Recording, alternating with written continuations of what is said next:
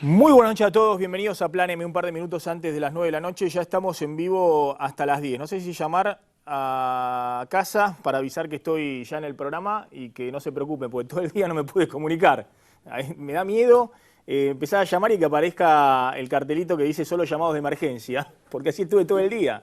Muchacho, de Movistar, bueno, al parecer han restablecido, estoy llamando a casa, han restablecido el servicio, pero hoy hubo un apagón en Movistar, que es el principal usuario. Hola, mi amor, ¿cómo estás? Papi, ¿está todo bien? Bueno, después te llamo, mami, ya estoy acá al aire en el programa. Un besito, mi amor, feliz cumple, te amo. Chau, chau. Bueno, ahí está, justo el cumpleaños de mi hija. Bueno, por suerte funcionó. Todo el día no funcionó. Todo el día estuvimos muchos usuarios de Movistar incomunicados y en una situación que volvió a generar un nuevo tironeo muy fuerte con el gobierno nacional. En la compañía dicen que es un problema de falta de voluntad política para licitar frecuencias que son necesarias, teniendo en cuenta que hoy hay 50 millones de celulares en Argentina, más que la población, y que no hay espacio aéreo para lo que es la congestión del tráfico de celulares. Desde el gobierno dicen que las empresas no han hecho las inversiones correspondientes en antenas e inversiones mínimas en infraestructura, teniendo en cuenta el boom, el crecimiento de los últimos años de lo que ha sido la venta de celulares en la Argentina. Me parece que la verdad está a mitad de camino entre las dos partes. Lo cierto es que el gobierno hoy intimó nuevamente a las empresas y dijo en un comunicado que no le va a temblar la mano si en 48 horas, cuando se haga el análisis técnico de lo que sucedió, encuentra responsabilidad por parte de la empresa. Recordemos que la última vez, en abril, le había aplicado una multa de 42 millones de pesos a Movistar. Bueno, para eso están los estados, para regular cuando hay efectivamente problemas de falta de inversión. Ahora, si también hay responsabilidad política para ver cómo se expande un sector que es líder en Latinoamérica, también tendrá que hacerse desde el Estado la cuota parte correspondiente. A ver, hoy hubo una serie de informaciones políticas importantes.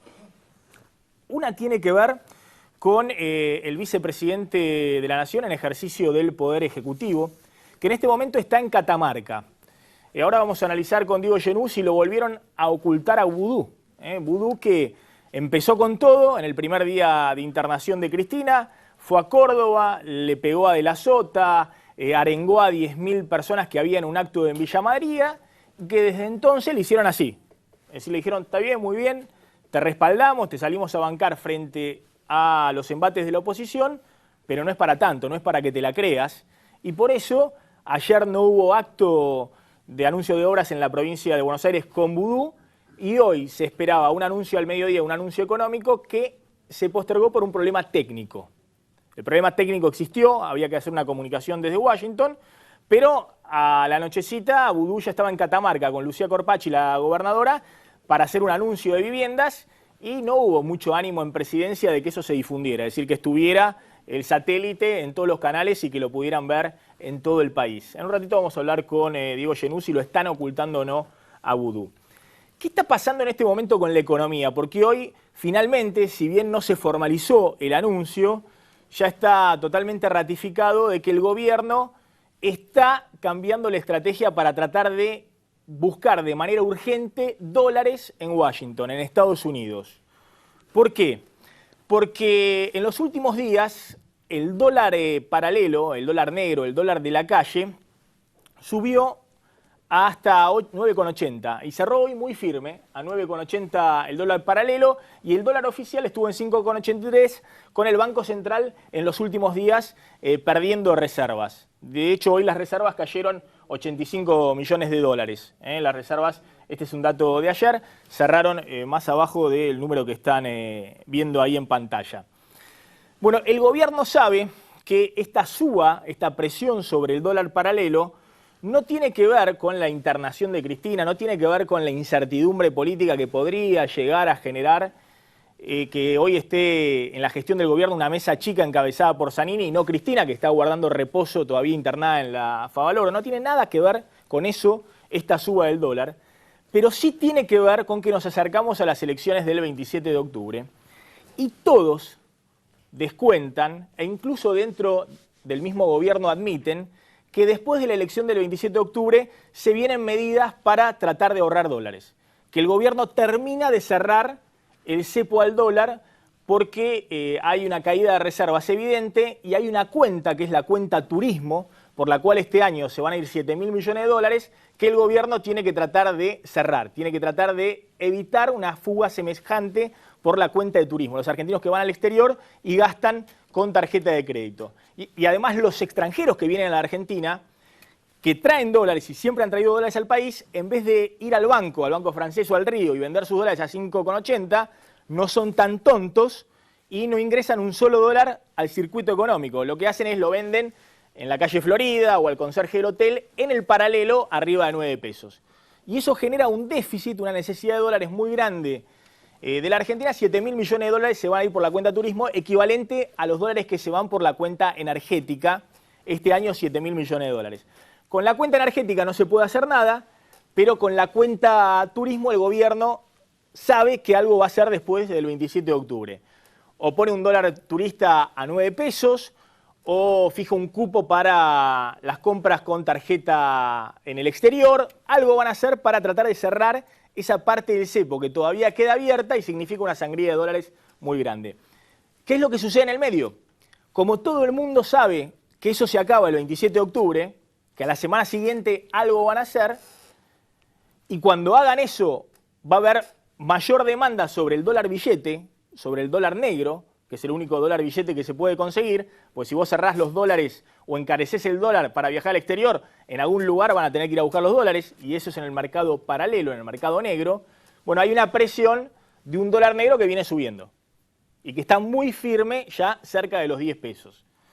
Como el gobierno sabe que así están planteadas las cosas, está buscando alguna ventanilla de financiamiento, de que ingresen dólares financieros al país, que no han ingresado desde que se puso el cepo al dólar en octubre del 2011. Desde octubre del 2011 que no ingresa un solo dólar financiero al país, porque nadie trae dólares para liquidarlos por el tipo de cambio oficial, por 5,80. Entonces, ¿qué está haciendo el gobierno? Está tratando de hacer buena letra con Washington. Hoy el anuncio que no fue por problemas técnicos y que no pudo participar el vicepresidente en ejercicio de la presidencia, Amado Boudou, era un anuncio de Hernán Lorenzino en Washington, anunciando que se empieza a ordenar parte de la herencia económica de Cristina, parte de las facturas que si Cristina no hace nada le va a dejar para el próximo gobierno. ¿Cuáles son las facturas que deja Cristina? Y que esta es la discusión política que vamos a tener hoy, si se encara el 28 de octubre o se deja para los próximos 2 años. El cepo al dólar, la inflación, el dólar paralelo, el déficit energético y la caída de reservas. Pero después hay facturas concretas que si el gobierno no resuelve, no paga ahora, le deja con menos margen de maniobra al que llegue en diciembre del 2015, que son los juicios a los fondos buitres, el Club de París y los juicios del CIADI. ¿Qué son estos juicios del CIADI? Que es el anuncio que hoy tenía cerrado Hernán Lorenzino.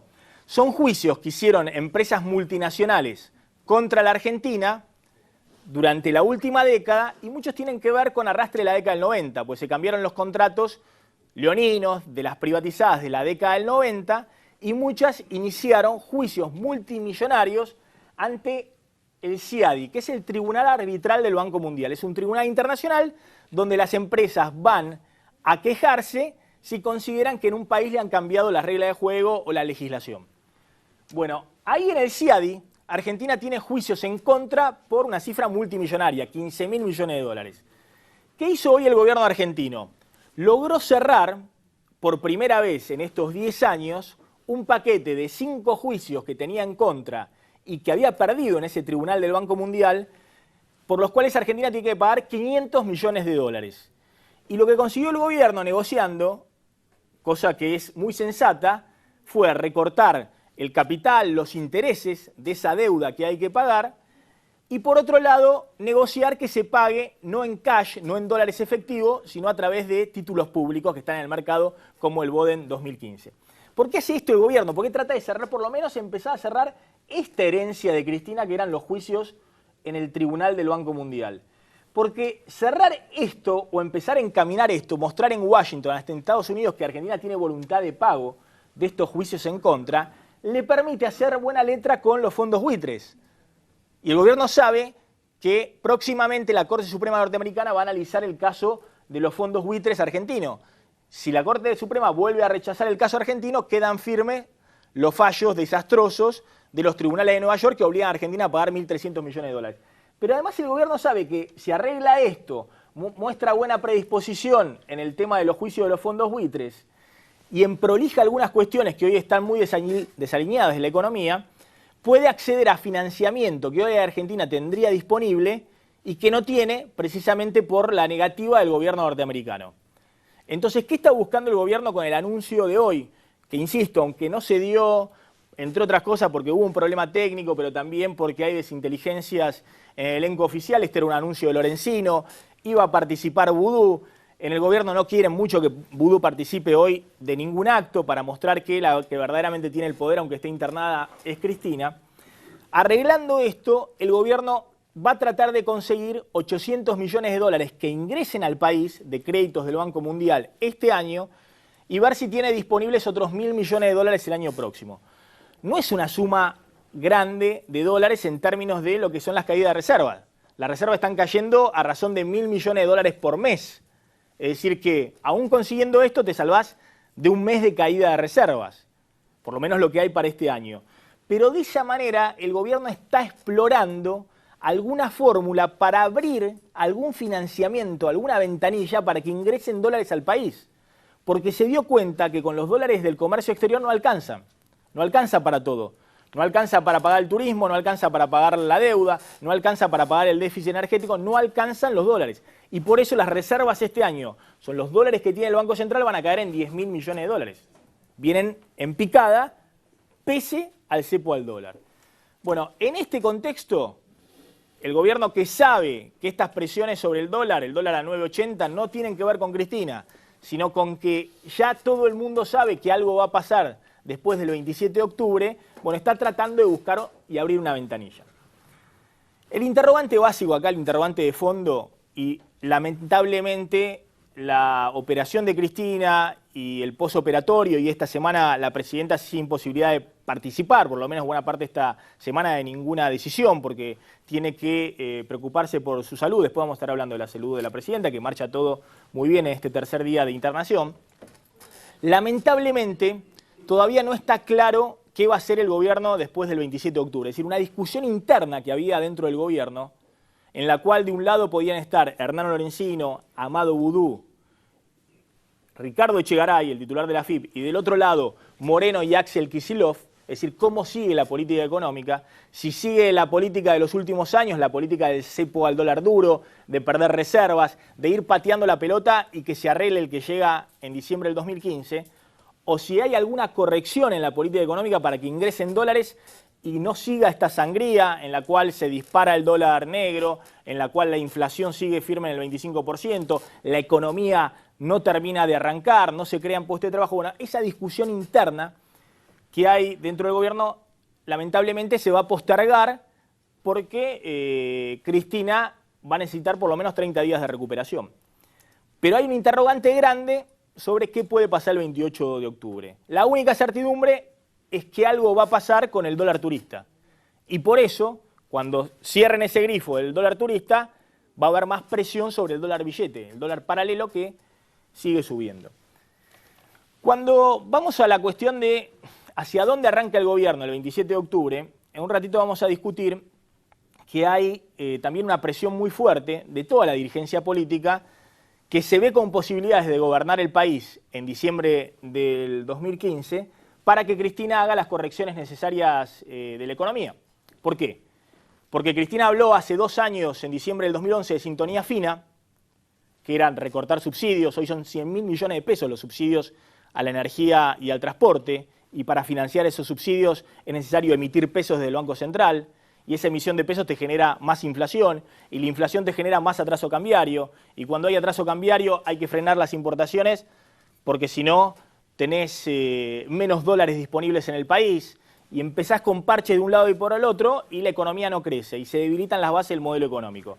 Bueno, hay un reclamo de toda la dirigencia política, empezando por un ala del gobierno, que internamente son estos funcionarios que yo les mencionaba, pero que también tiene en Daniel Scioli, en intendentes del Gran Buenos Aires y en gobernadores que se alinean hoy con Scioli como continuador del modelo kirchnerista, una partida importante, es decir, una pulseada fuerte.